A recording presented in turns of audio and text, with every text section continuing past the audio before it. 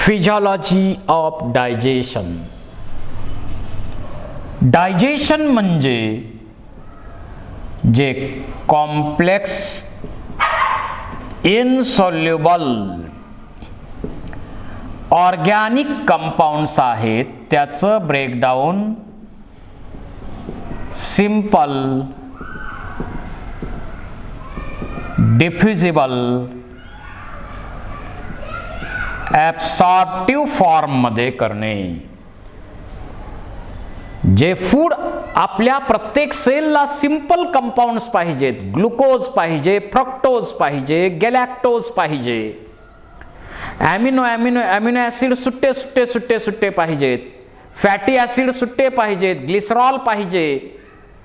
आणि आपण मात्र फूड घेतलेलं आहे ते कॉम्प्लेक्स आहे आणि म्हणून आपल्या एलिमेंटरी कॅनॉलमध्ये इतके सगळे ज्यूस तयार होतात. आपल्याला तर माहिती आहे इथं 1 ते 1.5 लिटर एवढा सलायवा दिवसभरात सिक्रीट होतो बकल कॅव्हिटीमध्ये. इथं 2 लिटर 3 लिटर एवढा गॅस्ट्रिक ज्यूस तयार होतो.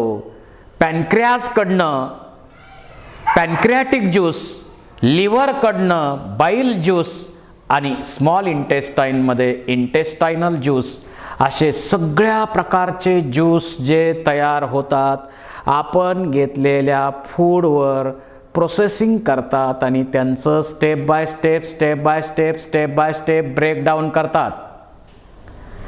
लगेच काही ब्रेकडाऊन होत नाहीत, स्टेप बाय स्टेप होत आहे. आता कार्बोहायड्रेटचं ब्रेकडाऊन विचारात घेतलं तर कार्बोहायड्रेट आपण कुठल्या फॉर्ममध्ये घेतो? मेजर तर स्टार्च आहे. मग इथं कार्बोहायड्रेटचं ब्रेकडाऊन किती टप्प्यात होतं बघा. Starch is converted into maltose बरोबर आयसोमाल्टोज आणि लिमिट डेक्स्ट्रीन आणि माल्टोज पासून मग ग्लुकोज बनणार. म्हणजे 2 टप्प्यात कार्बोहायड्रेटचं ब्रेकडाऊन होतं. सोपं आहे ब्रेकडाऊन त्या मानानं कार्बोहायड्रेटचं. म्हणून पचनासाठी कार्बोहायड्रेट हलके असतात. प्रोटीनचं ब्रेकडाऊन बघा. पहिलं प्रोटीन पासून बनलेले आहेत पेप्टोन अँड प्रोटीएजेस. त्यापासून बनलेले आहेत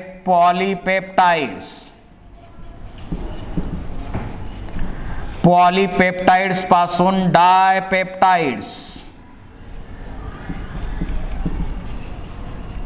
आणि शेवटी त्यापासून सुट्टे बनलेले आहेत ॲमिनो ॲसिड्स. फार कॉम्प्लिकेटेड आहे कारण आपल्याला माहिती आहे प्रोटीनचं primary structure, secondary, tertiary, quaternary structure. मग इतके सगळे बॉन्ड ब्रेक करत ती चेन तोडत ॲमिनो ॲसिड सुट्टे करायचे. आपण घेतलेले आहेत फॅट म्हणजे ट्रायग्लिसराईड. त्याचं पहिलं इमल्सिफिकेशन केलं जातं आणि इमल्सिफिकेशन नंतर या ट्रायग्लिसराईडचं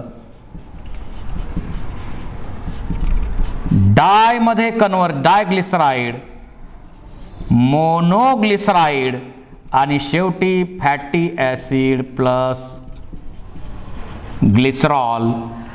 अशा प्रकारे या एलिमेंटरी कॅनॉलमध्ये डायजेशनची प्रोसेस होत असते. आपण आता कोणत्या पार्टमध्ये हे डायजेशन कशाचं होतं याचा फक्त डिटेल स्टडी करूया. सुरुवातीला फिजिओलॉजी ऑफ डायजेशन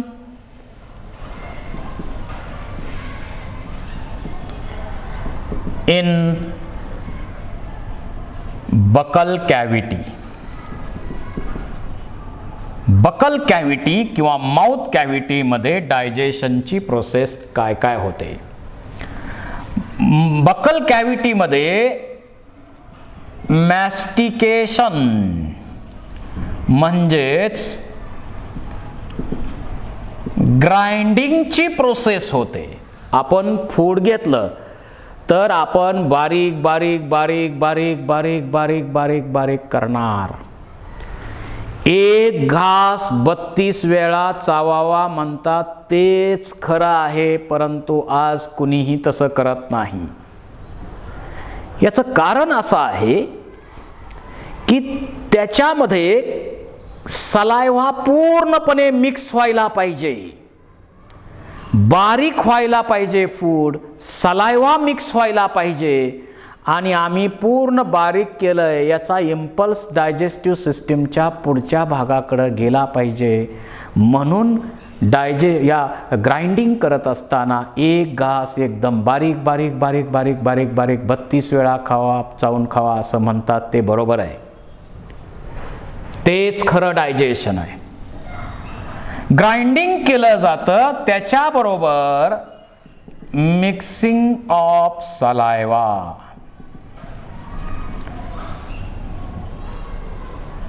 त्याचबरोबर सलायवा मिक्स झाला, त्या सलायवामध्ये लायसोझाइम्स आहेत. दे किल्स मायक्रोब्स. तुम्ही म्हणाल आम्ही घेतलेलं फूड एकदम चांगलं आहे आणि त्याच्यामध्ये मायक्रो ऑर्गॅनिझम कसे असणार? असणार आहे. ताजं ताजं खाल्लं तर मायक्रो ऑर्गॅनिझम कमी, आणि शिळं खाल्लं तर एक प्लेट डिश बरोबर एक प्लेट मायक्रो ऑर्गॅनिझम फ्री. तर ते मायक्रो ऑर्गॅनिझम किल करण्याचं काम लायसोझाइम्स करतात.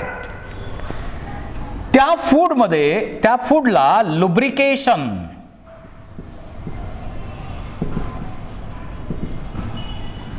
लुब्रिकेट दी फूड, हेही त्याचं काम आहे. आणि हे सगळं घडत असताना त्याबरोबर इथं सलायवरी अमायलेज एन्झाईम आहे, त्यालाच टायलिन असं आपण म्हणतो. आपण फूडमध्ये घेतलेली जी स्टार्च नावाची शुगर आहे, या स्टार्चचं कन्वर्जन माल्टोज, आयसोमाल्टोज आणि लिमिट डेक्स्ट्रीन अशा इंटरमिडिएट शुगरमध्ये हे कन्वर्जन केलं जातं. सलायवरी अमायलेजच्या मदतीनं pH आहे 6.8, आणि या प्रोसेसमध्ये क्लोराईड आयन्स जे आहेत ते या एन्झाईमला स्टिम्युलेट करण्यासाठी लागतात, ॲक्टिवेट करण्यासाठी लागतात. तर एकूण इथं बारीक बारीक बारीक बारीक बारीक आपण करत असताना त्याच वेळी या स्टार्चचं ब्रेकडाऊन सुरू होतं माल्टोज, आयसोमाल्टोज आणि लिमिट डेक्स्ट्रीन या इंटरमिडिएट कंपाऊंडमध्ये, आणि इथं जवळपास 30% कार्बोहायड्रेटचं डायजेशन होतं. आता इथं लिंग्युअल लायपेज आहे, पण इथं काही त्याचं काम नाही आहे. फॅटचं ब्रेकडाऊन काही इथं सुरू केलं जात नाही आहे. त्यामुळं कार्बोहायड्रेटचं डायजेशन या ठिकाणी होतं, आणि असं जे बारीक केलेलं फूड आहे, लुब्रिकेट केलेलं फूड आहे, सलायवा मिक्स केलेलं फूड आहे, लायसोझाइमच्या सहाय्यानं मायक्रोब्स किल केलेलं फूड आहे, आणि स्टार्चचं ब्रेकडाऊन 30% स्टार्चचं ब्रेकडाऊन माल्टोज, आयसोमाल्टोज आणि लिमिट डेक्स्ट्रीनमध्ये केलेलं फूड आहे. याचा एक असा गोळा बनवला जातो, ball, it is a ball like. आणि यालाच आपण म्हणतो बोलस. आपण फूड घेणार, बारीक बारीक बारीक करणार, सलायवा मिक्स होणार, लुब्रिकेट करणार, स्टारचं ब्रेकडाऊन 30% माल्टोज बाकीच्या याच्यामध्ये होणार, आणि असं थोडंसं डायजेस्ट केलेलं हे फूड जे आहे त्याचा गोळा बनवला जातो, बॉल बनवला जातो, त्याला आपण बोलस म्हणतो. आणि स्वॅलोईंगच्या प्रोसेसनं गिळतो आपण, स्वॅलोईंगच्या प्रोसेसनं हा गोळा पुढं पाठवला जातो. हा गोळा पुढं पाठवला जातो, तो इसोफेगसमध्ये जातो. फॅरिंग्समध्ये अगोदर पाठवणार आपण. हा बोलस कुठं पाठवणार? फॅरिंग्स. फॅरिंग्स कडनं कुठं पाठवणार? इसोफेगस. जर सॉलिड असेल तर त्याला पाठवण्यासाठी 8 सेकंद लागतात, आणि लिक्विड असेल तर 2 सेकंदात हा बोलस त्या इसोफेगस मधून स्टमक मध्ये जाणार. This is the physiology of digestion in mouth cavity और बकल कॅव्हिटी. माउथ कॅव्हिटी किंवा बकल कॅव्हिटी मध्ये डायजेशनची प्रोसेस अशी होते. त्याच्यानंतर डायजेशन इन स्टमक. स्टमक मध्ये फूड गेलेला आहे. आता स्टमक मध्ये गेल्यानंतर आपण जेवण पूर्ण केलंय, आता त्याच्या दोन्ही स्पिंक्चर बंद होतील, आणि त्या दोन्ही स्पिंक्चर बंद झाल्यानंतर या मसलच्या मोमेंट सुरू होतील, आणि सुरू होईल चर्निंग ऑफ फूड. म्हणजे काही अर्धवट बारीक करायचं राहून गेलं असेल तर ते बारीक करायचं काम, चूर्ण करायचं काम इथं केलं जातं. म्हणजे मेकॅनिकल डायजेशन पण इथं होतं.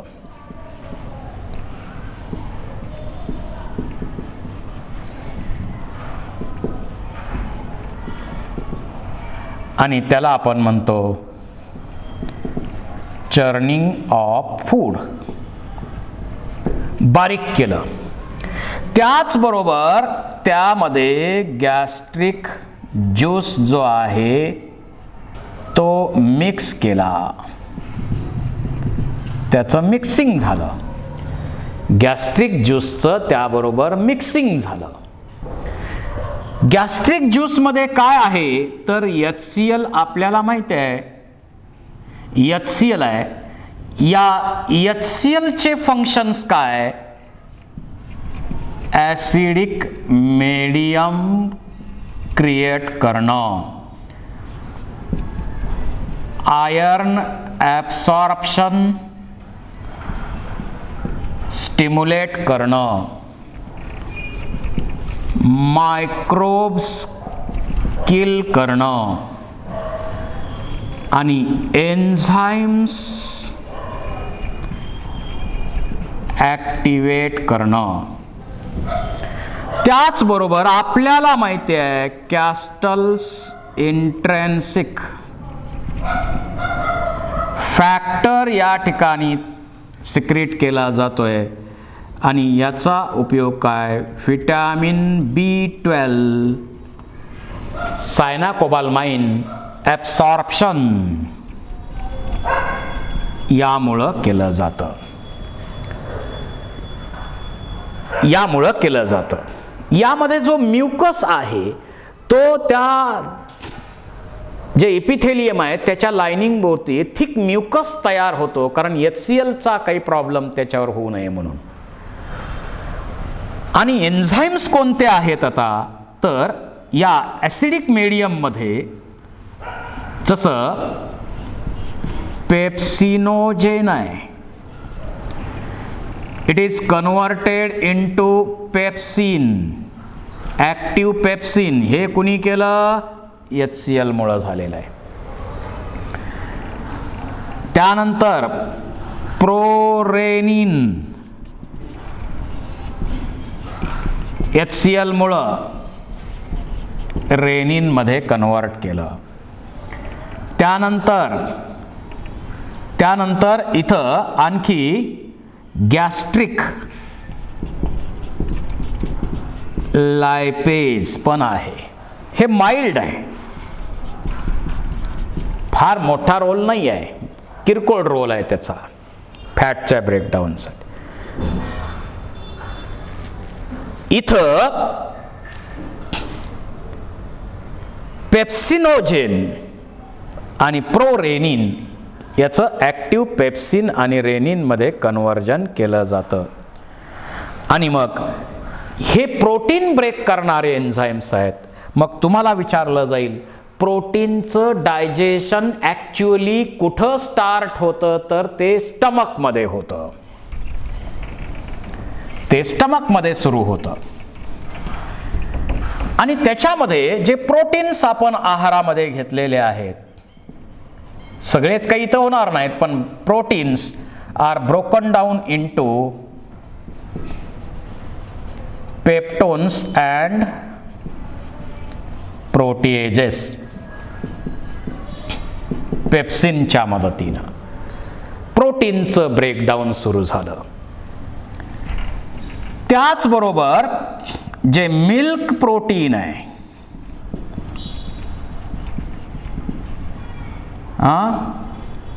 केसिन, त्याचं कन्वर्जन पॅराकेसिन मध्ये Ca++ आणि रेनिनच्या प्रेझेन्समध्ये होतं. रेनिनच्या प्रेझेन्समध्ये होतं. आणि नंतर या पॅराकेसिन मधपाचं ब्रेकडाऊन सुद्धा पेप्टोन आणि प्रोटीएजेसमध्ये होतं. मिल्क डायजेशन लहान मुलांमध्ये जास्त आहे, कारण ते ब्रेस्ट फीडिंग करत असतंय. त्यामुळं प्रोटीन डायजेशन मोठ्या प्रमाणावर लहान मुलांमध्ये आहे. नंतर आपण मिल्कवर तसे अवलंबून नाहीत. आपण आता घेतो हा भाग वेगळा, परंतु तसे अवलंबून नाही आपण. नंतर तेवढं काम नाही करत हे. तर अशा प्रकारे प्रोटीनचं ब्रेकडाऊन इथं झालं. पण इथं गॅस्ट्रिक लायपेज आहे, पण ते माइल्ड आहे. फार काही सिग्निफिकंट रोल या ठिकाणी नाही. जे लिंग्युअल लायपेज आहे, जे वर्ण आलंय या स्ट्रॉंग ऍसिडिक मीडियम, कारण इथं ऍसिडिक मीडियम किती आहे? 1.2 to 1.8 एवढा pH आहे. लिंग्युअल लायपेज जे जिभेवरनं सिक्रीट केलंय तिथं काही काम करत नाही, पण इथं मात्र ते 20-30% फॅटचं ब्रेकडाऊन करू शकतं. तर अशा प्रकारे बारीक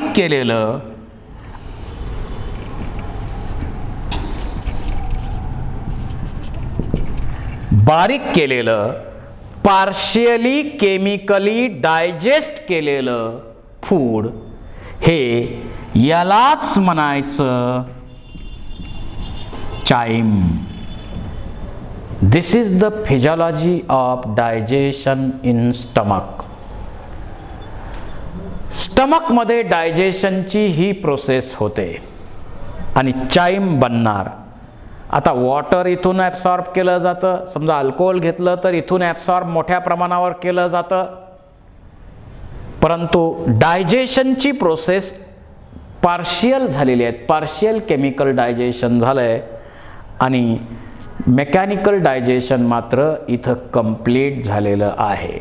so this is about digestion in stomach. Thank you very much.